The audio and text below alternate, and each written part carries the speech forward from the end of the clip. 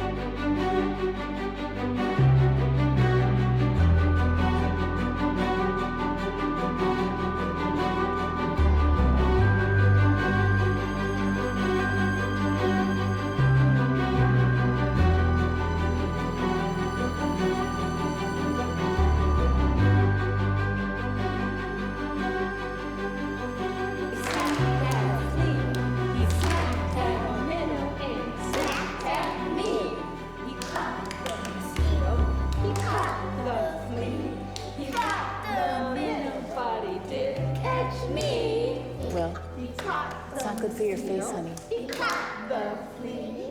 He caught the minnow, but he didn't catch me.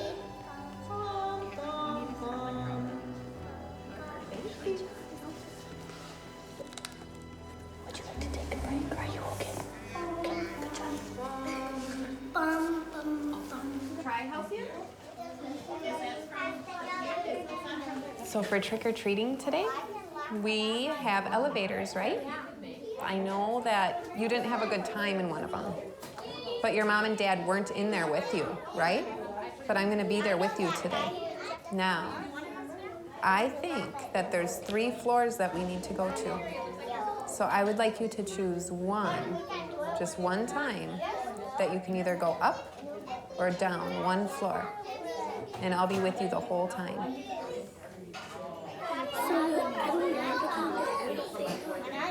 I know, honey, I know. But you know what? There's gonna be some day that you go into a huge building a long time from now, and you won't want to take all those stairs all the time.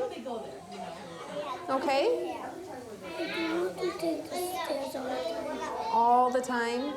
It'll take forever if you're up in a tall building. And remember when that happened to you? Were you by yourself in the elevator, or were you with somebody? So do you think you'll get stuck in there if you have your teachers and friends with you? Nope, you'll be safe. How about you and I will take the stairs to the 2nd floor, and then we'll take the elevator 1 time to number, yep, and then, but then listen, take a deep breath. It's okay. It's okay. Okay, honey, it's gonna be okay. Let's have a little bit of water. We're just gonna take the elevator 1 time, honey. And then I promise the rest of the day we're gonna take the stairs. So that means, it's okay, it's okay, it's okay. It's okay, honey. I don't want to go trick-or-treating. You don't want to go trick-or-treating? Really? What would you want to sit in the comment room while all your friends go trick-or-treating? That won't be fun, honey. How about You and I can do an elevator a different day. Because today's way too important. I don't want you to miss the trick-or-treating. Do you need a hug? Okay. It's okay. It's okay.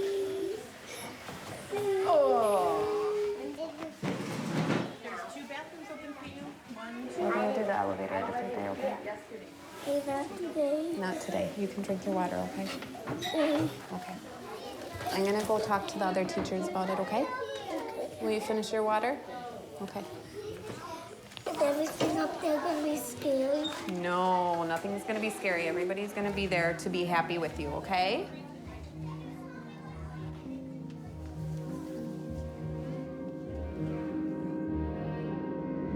It's the brain changing the brain.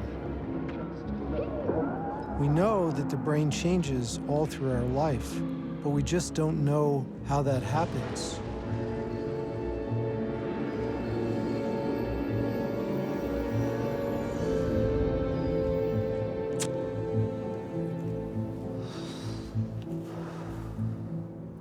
When you're in the military, you're asked to do things that in everyday life are considered wrong. The person I had to be to do my job was a horrible person. In my eyes, it was a horrible person. And I was good at it. Okay, we'll clean this up, and then we'll open that one. Lawrence, why don't you come help clean up too? Come on, Amelia, put this in there. Put that in. Thank you.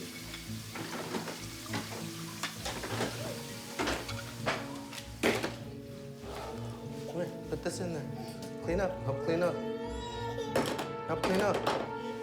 Before I joined the Army, it was very rare that I would get to the point where I am so angry at somebody that I'm balling up my fists and I'm preparing to hit them. It happens a lot now. And, you know, that's not a feeling I want to have around them. Suicides among the veterans of Iraq and Afghanistan are reaching epidemic proportions. Some 1,000 suicide attempts are happening among veterans every month. But how can we say we're taking care of our troops when we have an increasing number of soldiers taking their own lives? The soldiers seem to be suffering classic symptoms of post-traumatic stress disorder, explosions of anger, suicidal and homicidal ideation, flashbacks, nightmares, and insomnia. The Army was responding.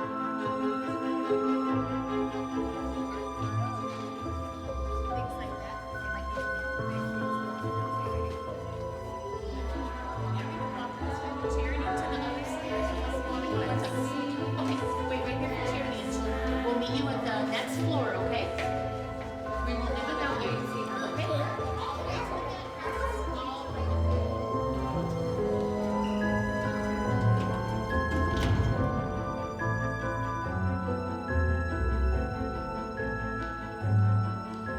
I wrote the diary while I was deployed overseas, while I was deployed in Iraq. And I kept it and used it kind of as a way that you would use a friend or someone to talk to.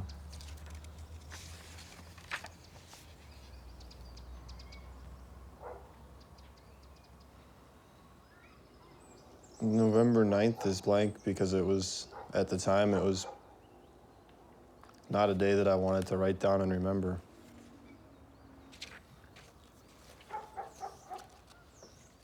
On the 9th of November, I went out with my platoon into Baghdad, and we had stopped in the green zone where the parade grounds were for Saddam, and we were taking a quick platoon picture. As we passed by one of the other cops, and we heard an extremely large explosion. It was very different than the others. It sounded a little higher pitched, like thunder clapping, instead of the deep roll that we're used to. I started to receive updates from our battalion. One of our sister units, one of the units in the area with us, an MP unit that was in Humvees, had been hit by an IED. And I can remember we pulled up behind them. And as I looked up further on the road, laying there in the road was, I think it was the gunner. And he had quadruple amputation. He was not doing well, and we We tried and started to work on him, and I got my medic up there and did what we could to kind of stabilize him and got a stretcher out. And in the meantime, we'd called in a helicopter to get him out of there. Got him loaded on the helicopter, and the helicopter took off.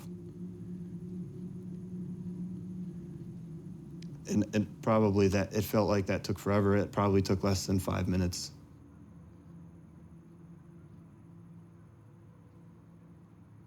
Then the tough task of picking up the remains of the 2 people killed started.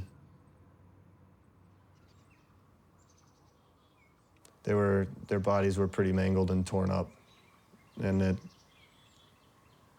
got very difficult to even identify what you were cleaning up. The scents, the smells, the images, the sounds,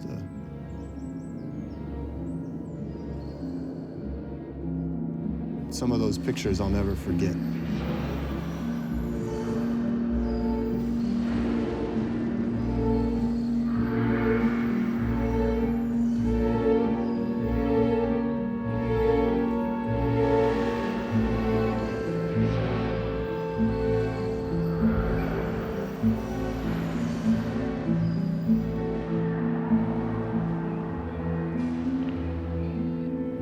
I take Ambien to get to sleep every night.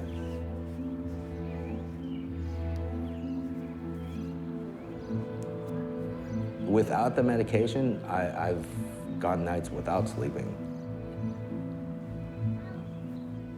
I don't like what I did.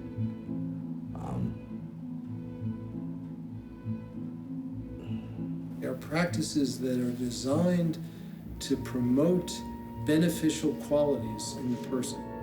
Compassion meditation is a kind of meditation that we've studied extensively, and there's a region of the brain that we call the insula, and it's an area of the brain that is literally used for interacting between the mind and the body.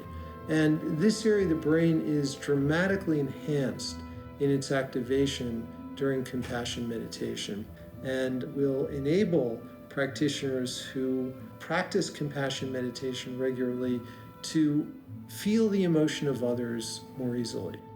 We have found that 3 months of meditation practice lead to changes on certain measures of attention that reflect a person's capacity to pick up on small changes in her or his environment. A lot of our daily lives are spent in social interaction, where we interact with other people. And the reality is that much of that information is not conscious. We're just not aware of it. And what we find after 3 months of meditation practice, people are able to notice much more subtle things in their environment, which would lead people to be better at picking up on others. Research indicates that emotional intelligence is a far more important ingredient in life than is traditional cognitive intelligence. And so our ability to pick up on the emotions of others, to understand our own emotions, to regulate our attention, those are qualities which really can make a big difference in terms of life success.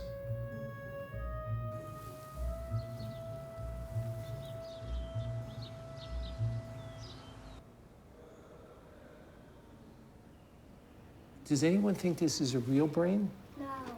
No. Our real brain is not colored like this, is it? No. This is a model of a brain. The brain actually is probably the most complicated thing that exists in the whole universe. Scientists estimate that it has about 10 billion connections, which is one with many, many, many zeros following it. We can feel all the different feelings that we feel because the brain is as complicated as it is. You mean like if you're feeling sad or you're feeling, how else might you feel? Frustrated. Frustrated. Oh. How else? Mad. Angry. Angry.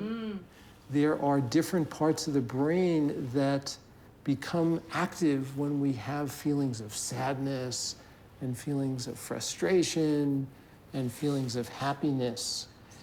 And we can change our brains for the better. And that's something that is possible for every single person.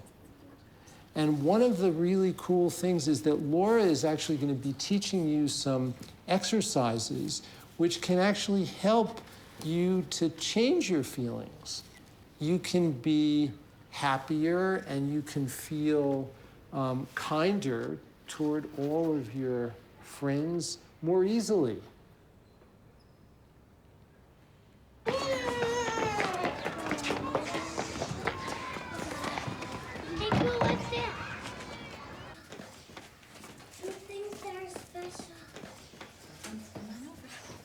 Your teachers invited me to come in here to teach you some things.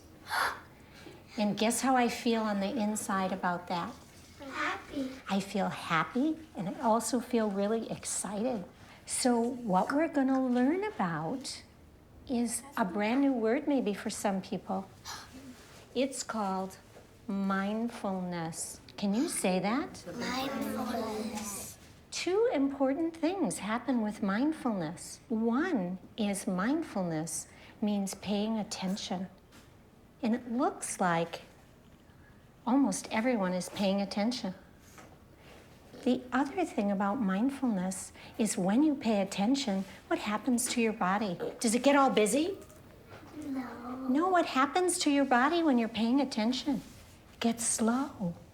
You can pay attention on the outside and you can pay attention on the inside. So the first thing we're gonna do today is pay attention on the inside. Is everybody ready? Have you ever done that before? No? So I brought something. Rice. You think it's rice. Well, how does it feel in your body to be thinking about what's in there? Good. I'm gonna open the container and see what's inside. Are you ready? Yeah. Who knows what that is? Will?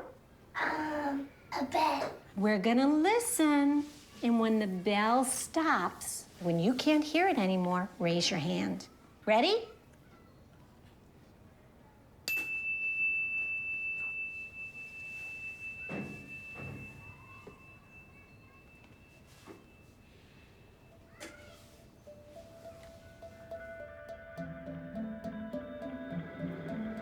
With growing concern about how often doctors are prescribing Ritalin and other drugs to treat attention deficit hyperactivity disorder, it's important to know there are other options.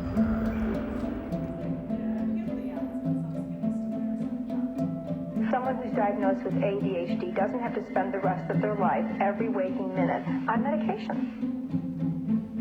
What do you know? Live from Atlanta, Georgia to San Antonio, Texas, it's Michael Feldman's What Do You Know from Wisconsin Public Radio and PRI, Public Radio International.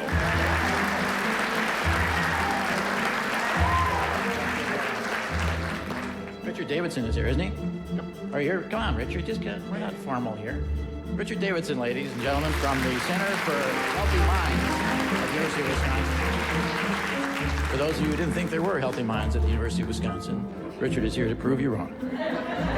Was there such a field as this before? Not really. We call it contemplative neuroscience. So you're thinking about neuroscience? Well, it is the neuroscience of contemplative practice. So, and contemplative practice has to do with taking intentional control of our own mind. Do we not ordinarily have control of our minds? Or I would say that ordinarily we actually have very little control of our own mind. We may think we have control, but we really don't. We can actually be happier people. We can suffer less if we take responsibility for our own mind.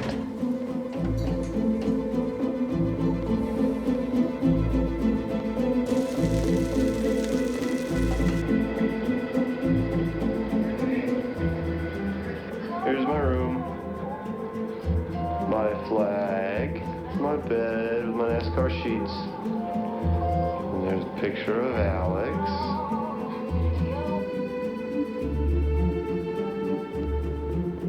I am joined by Dr. Richard Davidson, Vilas Professor of Psychology and Psychiatry.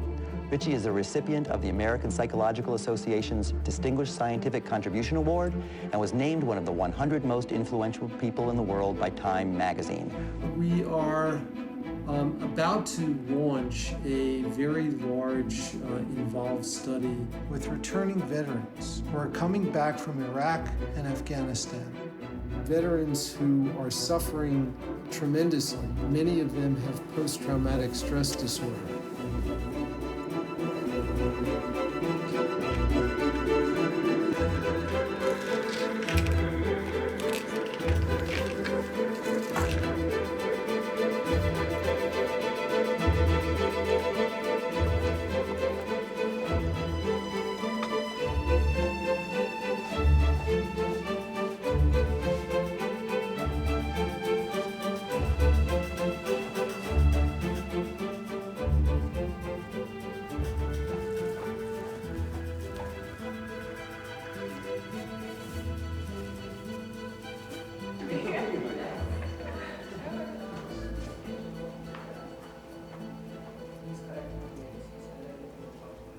So thank you guys all for being part of this study. It's a real honor to have each of you.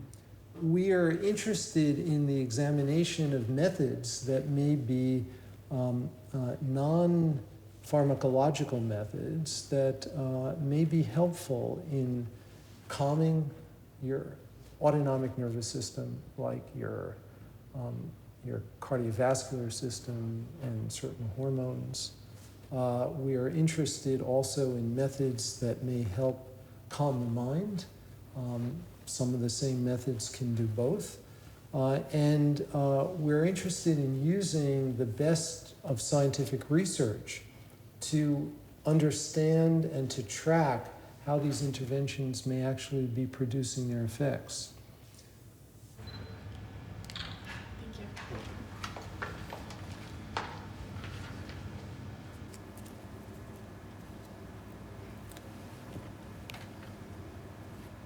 For the study, we've invited 20 participants, and we're dividing the participants into two groups. One is the active group and one is the control group. And the active group is going to have the intervention.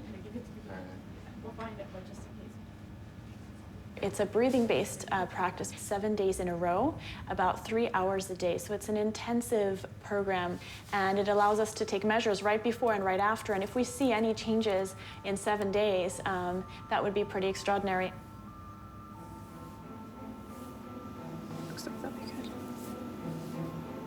He's hearing brief noises, boom, and every time that it goes up, it's a noise. So that's for measuring that. Okay, we just saw it. Did you see that reaction? Yeah. About 50% of veterans who are doing treatment for PTSD, more standard treatment, respond, and 50% do not respond to the treatment at all. So there's a real need to understand different ways and different interventions that might be helpful for people, and that's what we're trying to do here. You can remove the earphones. Are you good to go, or do you need a break? We're also giving them open-ended questionnaires, for example, words or sentences that they need to complete. When they complete the words, do they complete them with more negative words or positive words? Do they complete the sentences with words that are more related to war or trauma? The silence was broken by the bomb. His heart raced with despair. He sprayed the whole area with pesticide. His friend had a big hole in his chest. The unfortunate man lost his life.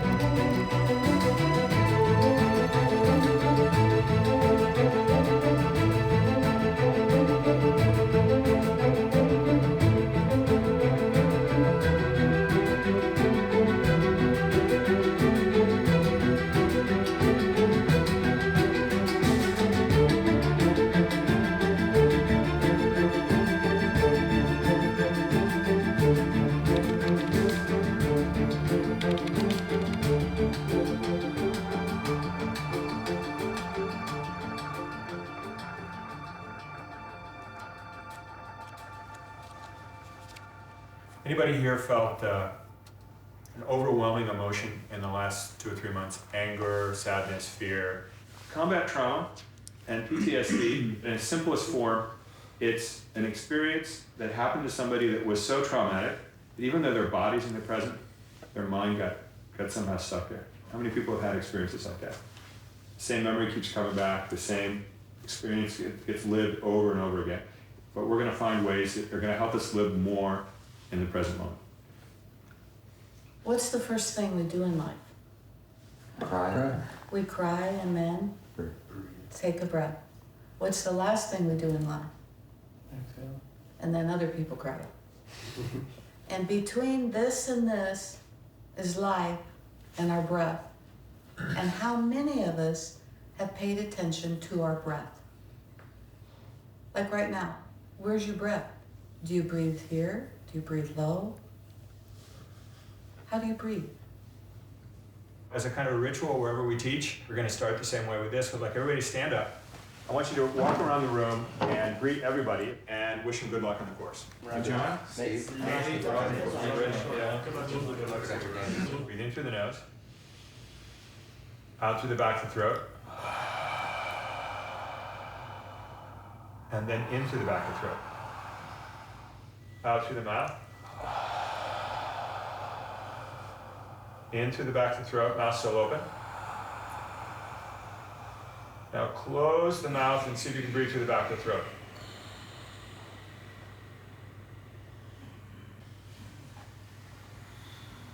Keep the eyes closed, put your palms facing up on your lap. Breathe normally. We're going to do some yoga stretching while we're practicing this breathing.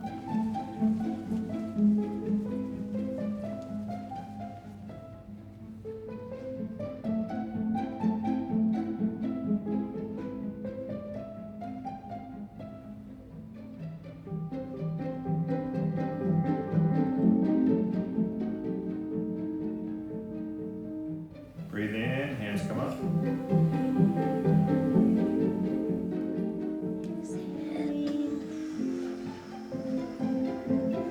I don't hear any breath. One more time.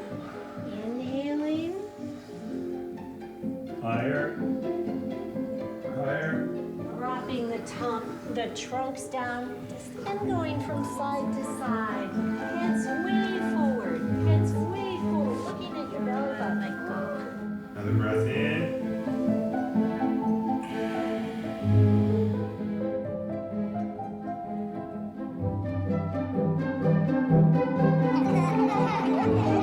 One more time. Now we're going to watch our breathing. Oh, nice job.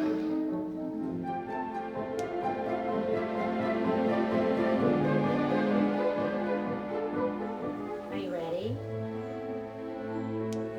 Are your bodies quiet? Yeah. All right. So we're going to count 5 breaths. Are you ready? Breathing in, breathing out. Breathing in.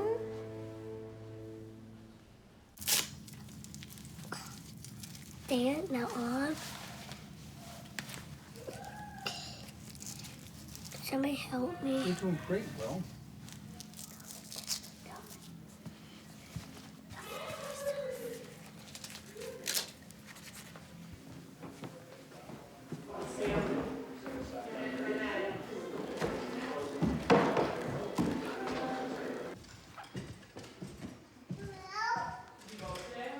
We had been doing foster care, and we got a call from the county to take a newborn baby that was 5 days old that needed an emergency placement. So we met Will when he was 5 days old, and he was in the intensive care unit for about another 2 weeks after that, and then we brought him home. Over the next 2 years, Will was placed in 4 other placements besides our home, and he was in our home twice.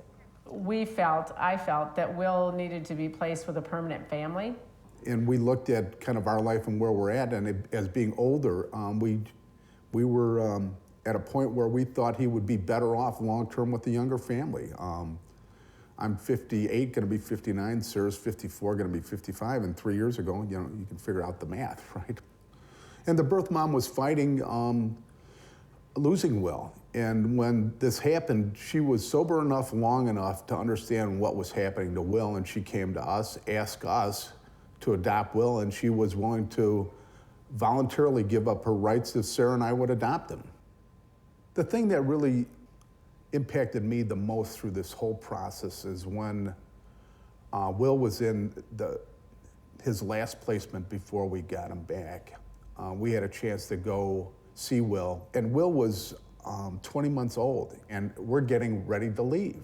And Will goes and gets his coat and wants to come with us, and was upset that he couldn't come with us after he hadn't really seen us for 8 weeks. And the impact that had on me was just enormous. You look at how traumatic the experience a little kid would have before 20 months old to have 4 different or 5 different placements with different families. When we got Will back and he struggled, you know, he lives out loud, he has no filter, he's very spontaneous.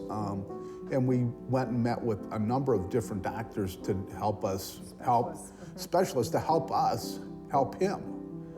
And the thing that they talked about early on was they diagnosed him as ADHD. And they wanted to medicate him at 3 years old. And that's crazy to us, to give kids these powerful drugs to help calm their behavior. And we felt that there are other ways and better ways to deal with that.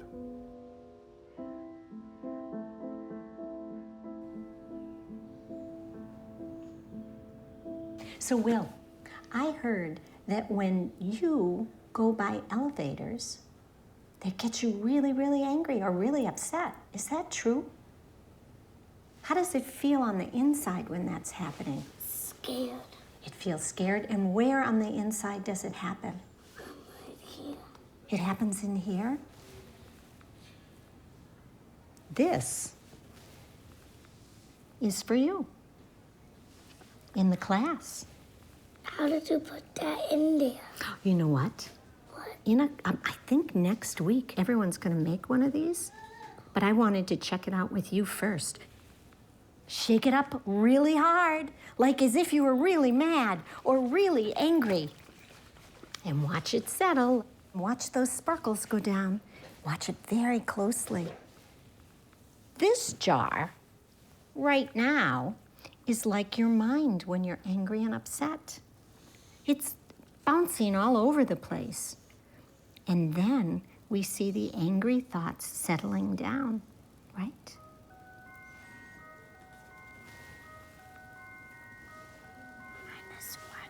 Are you watching? It's going down in here. It is. Can you see it? What do you think about that mind jar?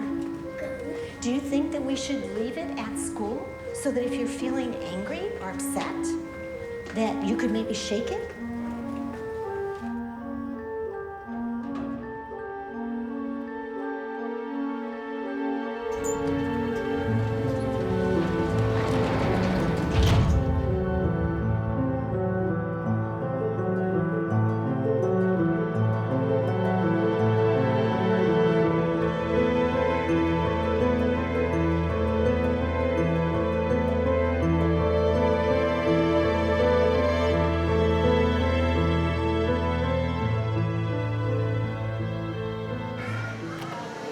I'm gonna go with a bacon and cheddar cheeseburger.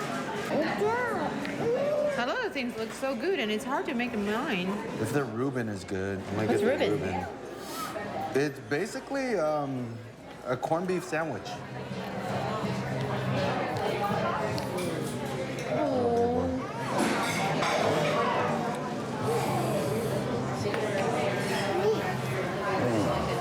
She tried to hold her hand, and like, you know, she's not gonna do something. No, I just don't like people behind me. You wanna go get up?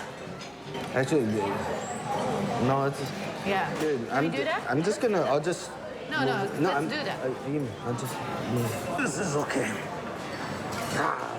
Not a knife. You can have a spoon. She always gets something, I know. sharpest.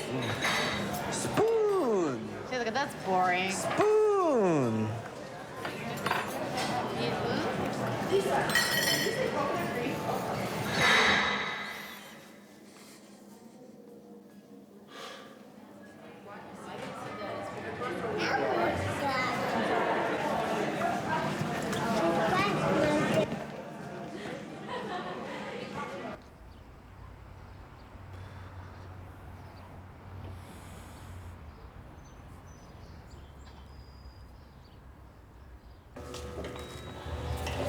Scanner now. First, I just have to tell the scanner where you are. A little view.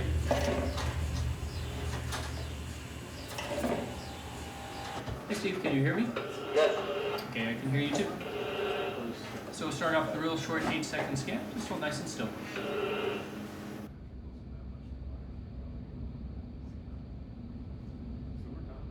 Out of those 24, 10 of them have had some kind of PTSD symptoms. So those who have really more severe symptoms are self-medicating and they are doing drugs. They're doing marijuana daily. But what about suicidality? Of those 23, how many reported a specific thought about suicide? Not death, but suicide. Maybe 4 or 5. Okay, well, we should review each of their cases now. Yeah. This is past. He doesn't have. Yeah, probably. Is this 106?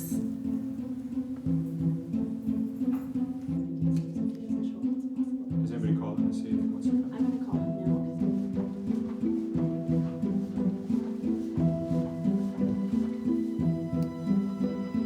In this brain, the area that's shaded in this red color is the amygdala. And then this is the hippocampus, just behind it. It's been found in individuals with post-traumatic stress disorder that the literal size of the hippocampus tends to be smaller compared to a normal brain. The hippocampus is really important for enabling people to modulate their emotions in a way that's appropriate to the situation they're in.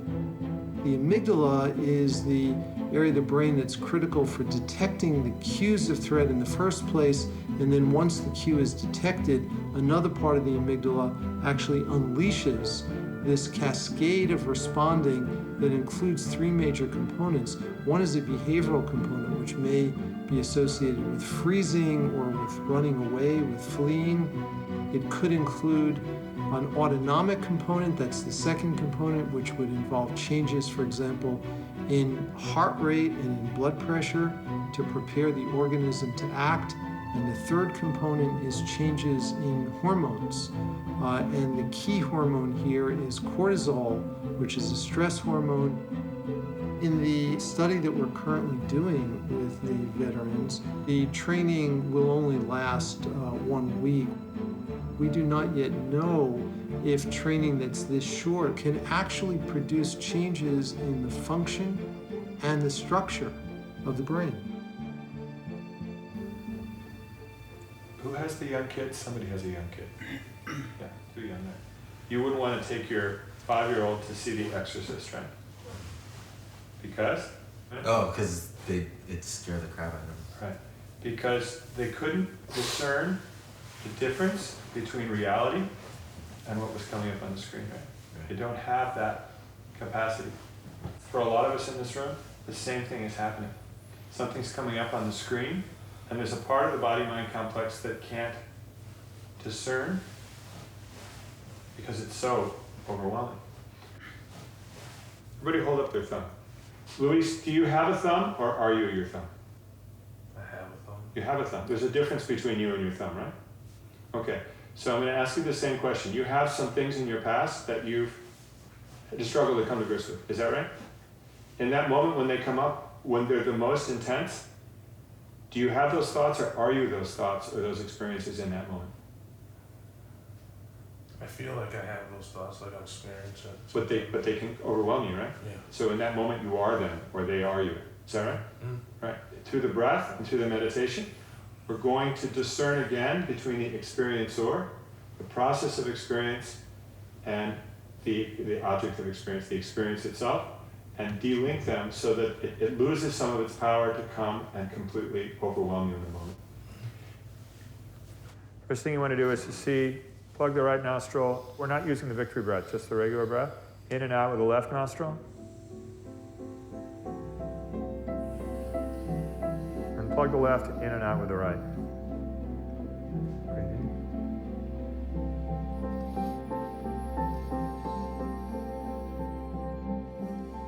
Memory reconsolidation is a process by which a memory is brought up and the relationship that you have to that memory can be changed. And we know that this can happen.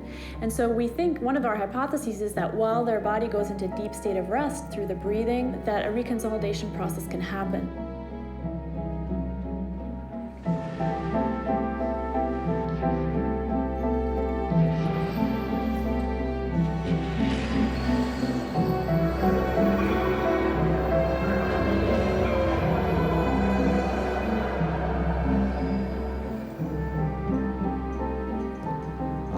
When I look back on things, that's what I remember, is the looks in people's faces.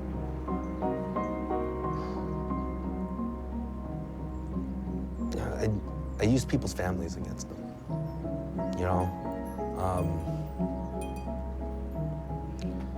When, you know, you wait for any signs of weakness to come up, you exploit that. You know, somebody talks about, you know, pleads. Please let me go. You know, my mother's sick. She doesn't have anybody else to take care of her. You turn that around on them. You start giving them hypotheticals, worst case scenarios. The things that they're worrying about, you know, that anybody would worry about. You verbalize them. You make it real for them. What's gonna happen to your wife? What's gonna happen to your son? What's gonna happen to your daughter? Who's gonna take care of them? You know, you're the only one that can feed them, right? Your wife can't go out and work. Your son's too young to go out and work. How are they gonna get food? You know, it's like, do you have a neighbor that'll take care of them? Who's your neighbor? What's his name? Is he a nice guy? Do you think he'll take care of your wife? What'll happen a few years down the line?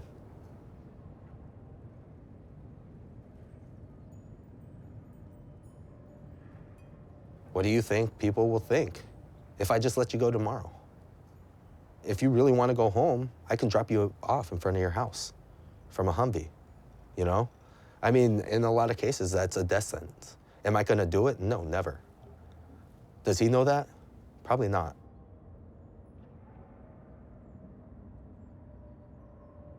I don't know how many times I've made somebody soil themselves. And, you know, and afterwards I'm bragging about it and laughing about it, you know?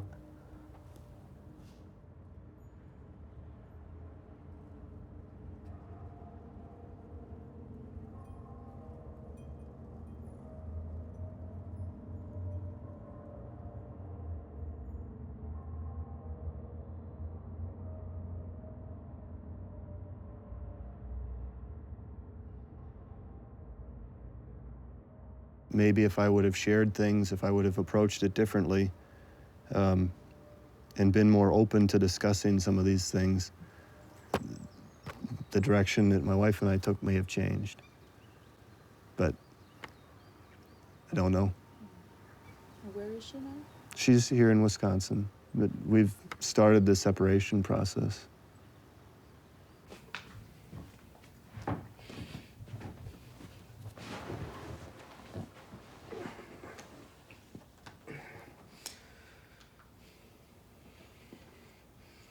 Yumi, when you got Steve back from the war and he'd experienced all these things that you were not part of, how did that affect you?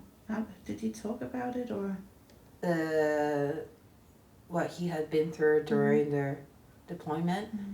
No. And I decided not to ask him until he's ready to talk.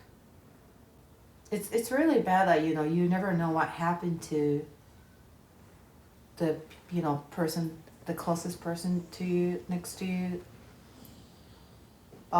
Especially with little kids, I was so stressed out and I really need his help, but he's not ready for that. He's more like just really having a problem with dealing his emotion. I think I was less emotionally stable. I would swing. Yeah. Did it scare you? Oh, yeah, it did. It was really bad.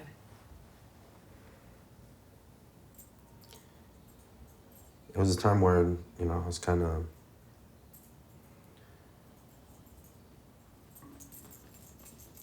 I was alone with myself. I was just kind of shoving everything out, and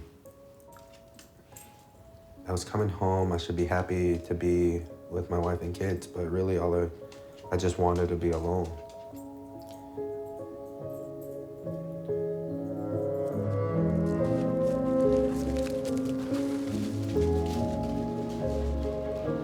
I was mad. I was angry. I was quick-tempered.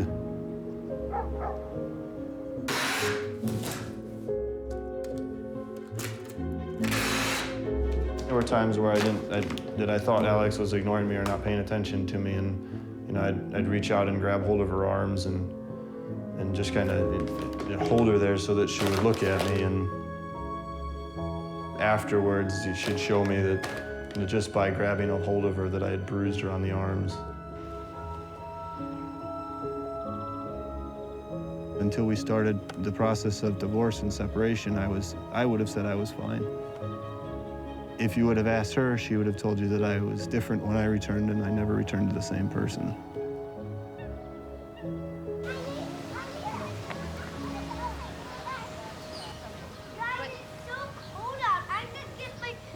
Okay, can you tell me again what happened then, if you're ready? We put sand in Griffin's mouth. Okay, so if he's just laying down, doing his own thing, do you think that it's a kind thing to do to put sand in his mouth? No. No. And then you laughed about it. It wasn't. I guess Will's not ready. But I am ready.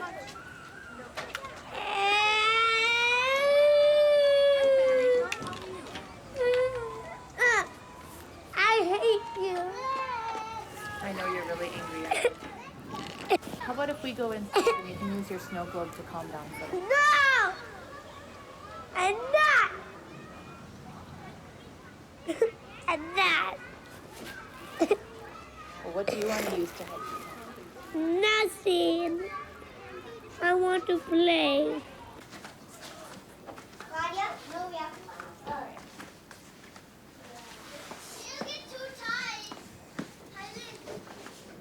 I'm gonna come back in 5 minutes, okay?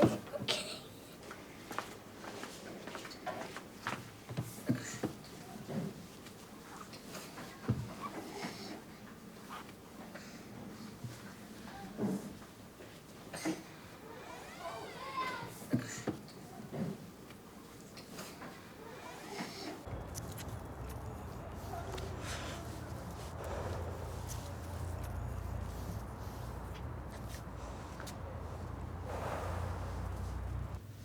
Every emotion has a corresponding rhythm of the breath that goes with it. Remember we talked about the guy that got angry, and you could feel him getting angry, you could watch him getting angry through the breath.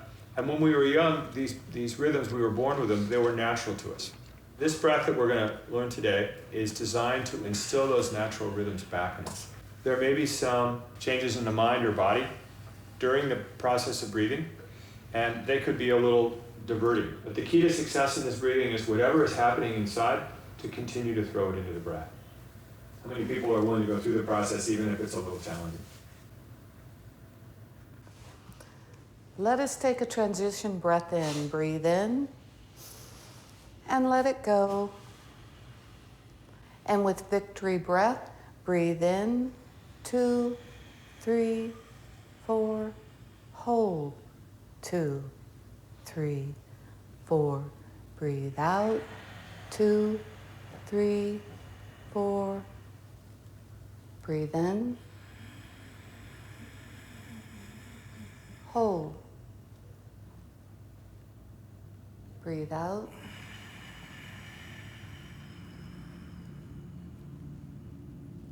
Hold. Breathe in. Hold.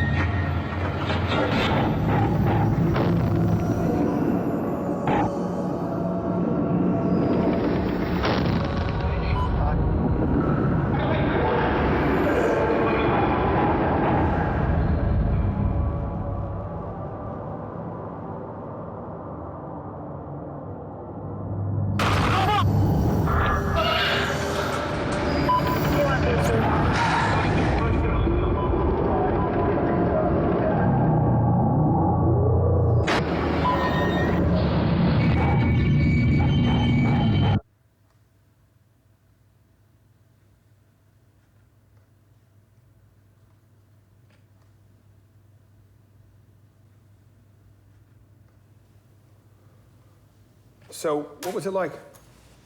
Anybody speak? Mitch? I kept up with the breathing and that okay, but towards the end of it, like my arms and my hands started to cramp up. And as soon as I laid down, I just got hit by a ton of guilt, actually. I kind of flashed back to 2 people that I felt responsible for that had gotten killed. I kept seeing faces go by in my eyes, and it's Faces from your past. Yeah, and they kind of like the thoughts of those people are still kind of with me. I don't know if people heard me, but I laughed. I was trying to cover up a cry because I was thinking about a translator that I made good friends with when I was over there. And when we left, they you know,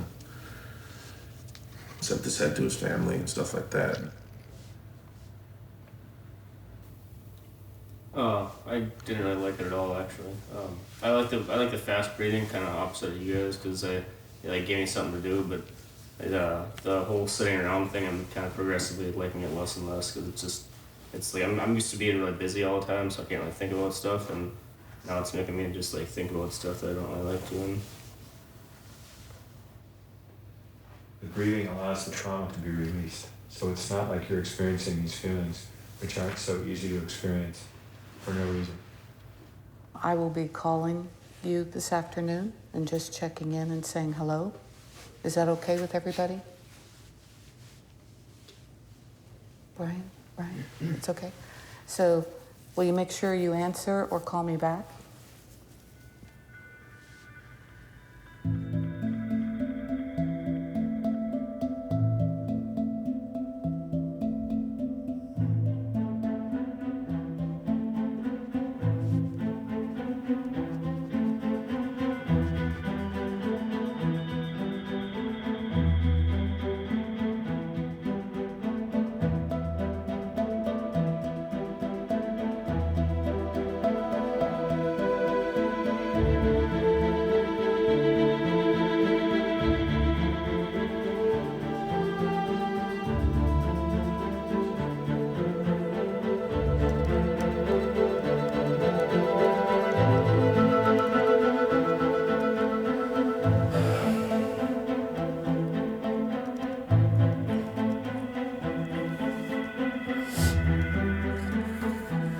Chester loved his kissing hand. Now he knew his mother's love would go with him wherever he went, even to school.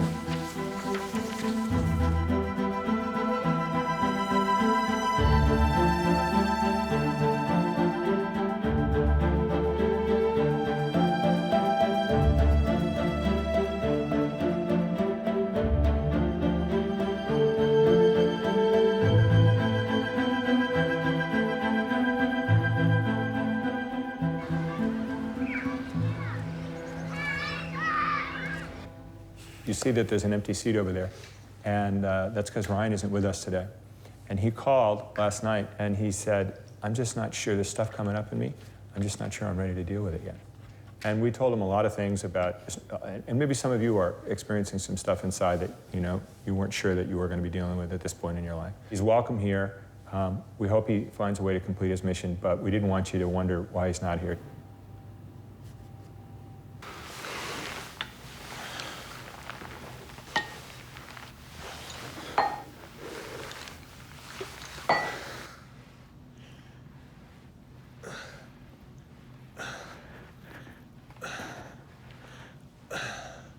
I don't know, I kind of thought I was ready to talk about some stuff in my past, and the deep breathing and the yoga and all that kind of stuff just made it a little more difficult than I kind of anticipated. I'm used to having my mind occupied all the time, and with either school or working out, training, work, whatever, I'm used to always being busy. I think I'm doing a lot better than some of the people that I know that got back, and like my working out, my going to an extreme level of fitness is basically the equivalent to them going out and drinking or doing drugs. It's just their way. That's what their way of dealing with it. I chose this and they chose that, and everybody has their own method of doing it. But personally, I think this is better.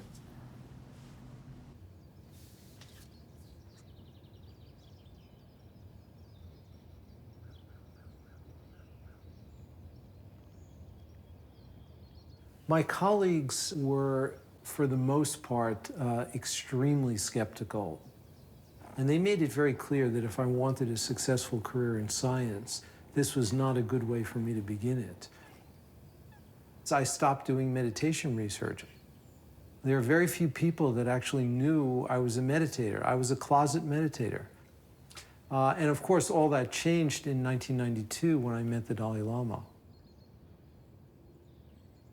He said to me, we've been using tools of modern neuroscience to study qualities like fear and anxiety and depression. Why can't we use those same tools to study kindness and compassion?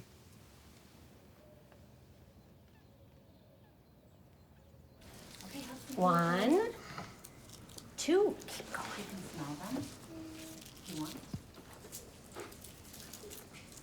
What do plants and bulbs need to grow? Sun and water. Sun is one thing. Water is another thing. Soil. Love. Oh! Do you know why? Because if you don't love it, it won't grow. That's right. If you don't care for things, will they grow? No.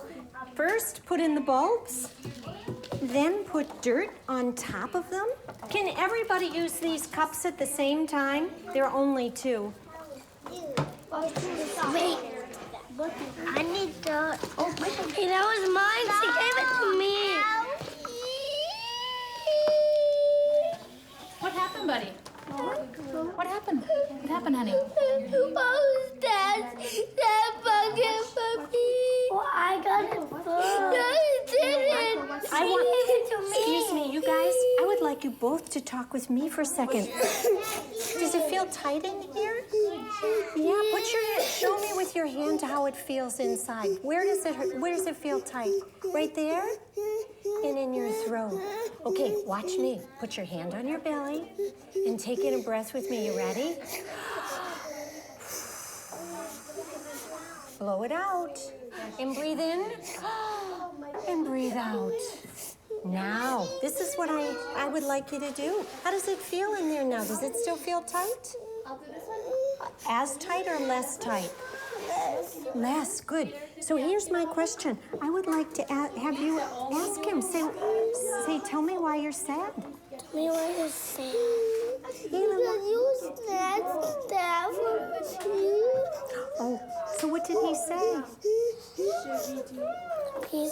I snatched it from him. Oh, and how does he look right now? Sad. Very, very sad. But I really got it. But wait a sec. So now I want you to tell him how you're feeling. Can you listen to him when he talks? All right. Go ahead, tell him how you're feeling when you see him so sad. Sad. You feel sad too? Show me where in your body you feel sad. Right here. Right here you feel sad in your body. Doesn't feel so good, does it? So what might you do to Halen to help him feel a little bit better? Sorry. You can say you're sorry. What else can you do to help him feel a little bit better? Oh, that would be nice. How do you feel on the inside? Good. Do you feel good or do you still feel tight and sad? Good. Good.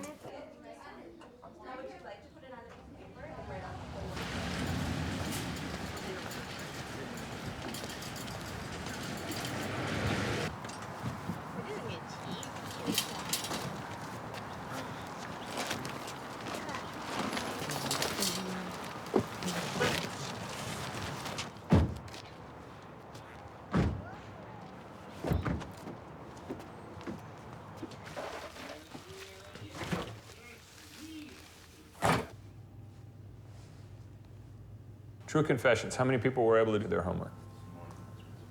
Good. And how many people didn't find time?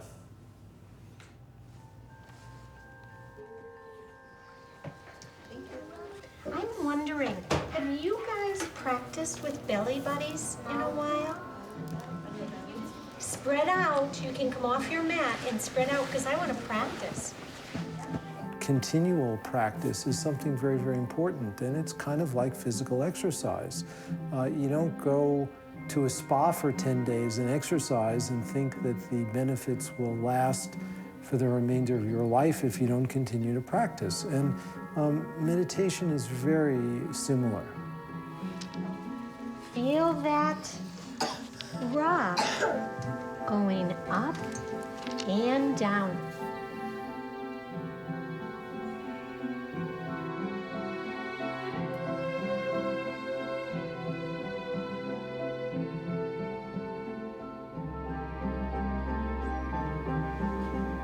Breathing in.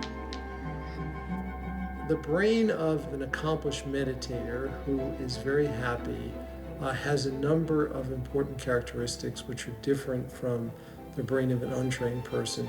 One is that the area in the front part of the brain, which is what we call the prefrontal cortex, this part of the brain is very important for the regulation of emotion and the regulation of attention.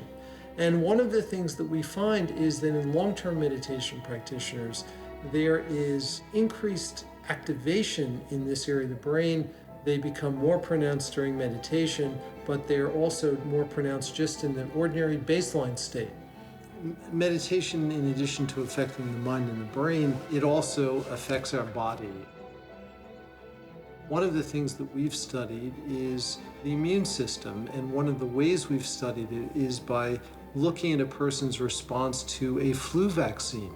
And one remarkable finding indicates that people who are taught meditation and are meditating for the first time and go through 2 months of meditation actually show an enhanced response to the flu vaccine compared to untrained controls.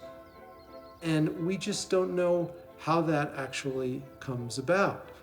Is it literally growing new neurons in specific areas that contribute to this? Is it the strengthening of new connections? Is it pruning connections that may have been causing a lot of noise and disruption? And it's kind of like a sculptor who takes a block of marble and creates something beautiful by removing components, not adding anything. We don't know what the mechanism is. It could be any one of those mechanisms, or it could be all of them. there was one thing or two things about myself at this point in my life that I'd like to recover or get in touch with again, what would they be? It's kind of, when I was a little kid, people used to always comment about how I smiled all the time. And, you know, I don't do that anymore. When I look at my kids, they have that innocence, that naivete, that, like, I've grown cynical and closed off, you know? I thought about it a lot. Then the realization kind of set in that maybe I haven't really lived since I've been back. I've been just kind of here. Jason. I guess it would be kind of innocence, just being able to let go. Right. Just be in the moment. There is a place inside you that reality still exists. The question is, can we find our way back there?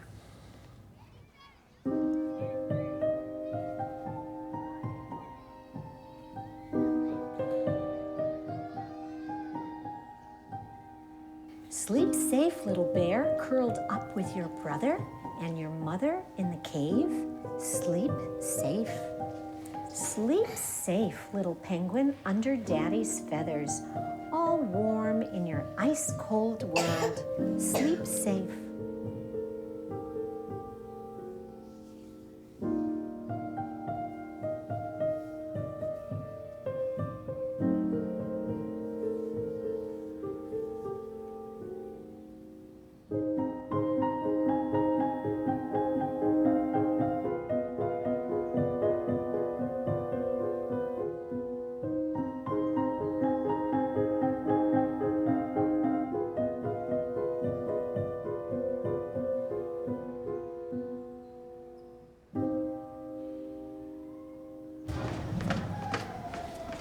The elevator is kind of a little far away, isn't it? Okay, we're getting close to the elevator. How does it feel in your body? Oh, good. It does? Okay, let's go over. All right, let's see what happens when the doors open. Do you want to stand in here and see how it feels in your belly?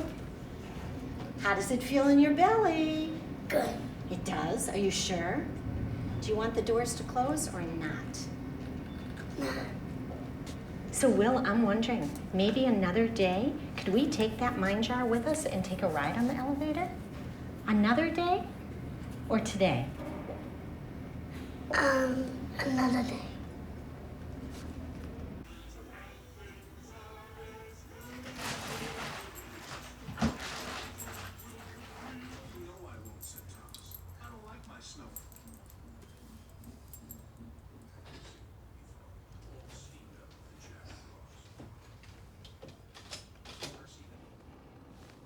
We'll begin our going home program with Ujjayi breath. Eyes closed, normal breath in and out.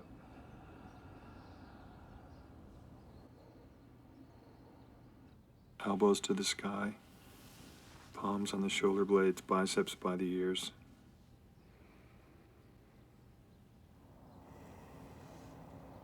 Hold, 2, and relax.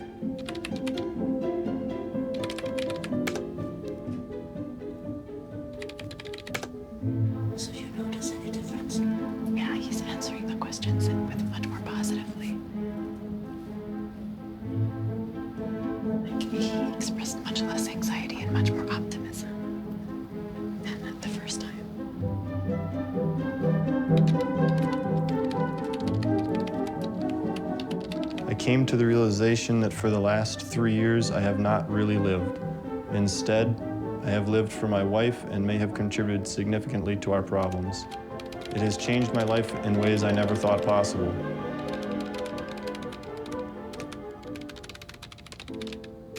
I feel happy, like a kid again.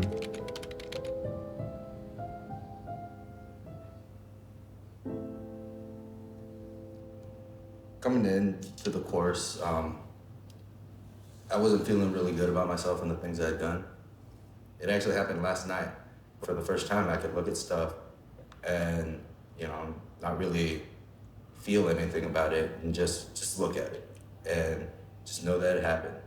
There's so many little things. I mean, just the fact that, I've been able to sleep on my own without having to take Ambien for, almost a whole week is amazing.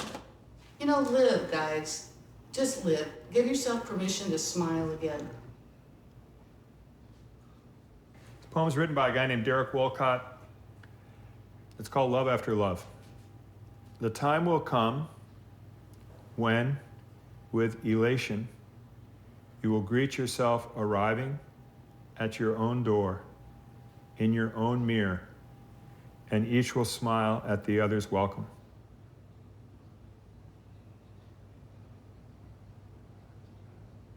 And say, sit here, eat. You will love again the stranger who was yourself.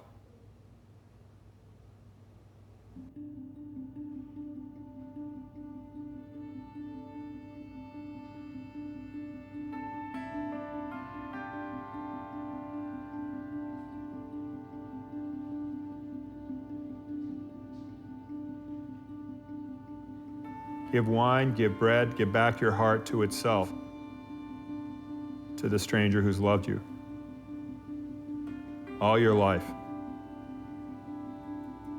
whom you ignored for another, who knows you by heart.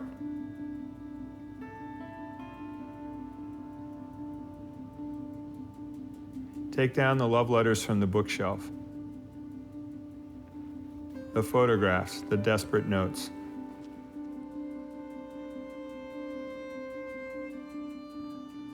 Peel your image from the mirror. Sit, feast on your life.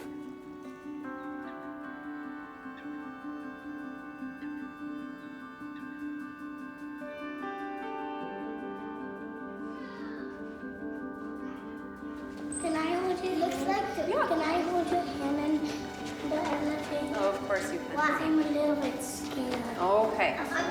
Okay, friends, we're gonna let Will push the button. And remember, what does the snow globe do for you? Make me calm. Yeah. Oh, with somebody. See you. Okay. Are you ready? Now remember, when you watch up there, it's gonna tell you which floors. And if you feel worried, what can you do with the snow globe? Shake it. Shake it up. Yep. Why? Okay, now watch this. How does your mind and your body feel right now? Calm. Good. Is this fun, you guys? Yeah. Look, does it match the 6 and the 6? Want to look out the window real quick? Yeah. Okay.